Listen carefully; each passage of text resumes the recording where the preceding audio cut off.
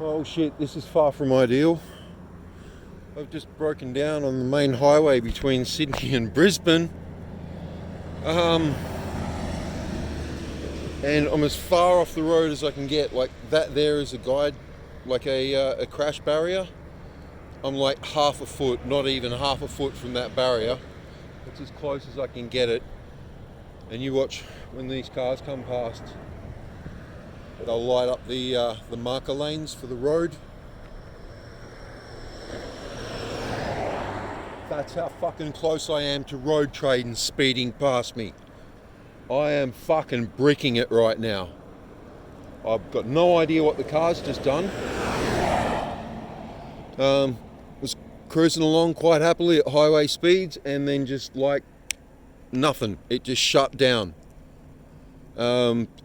And all the dash lights came on because it was like it was on accessories.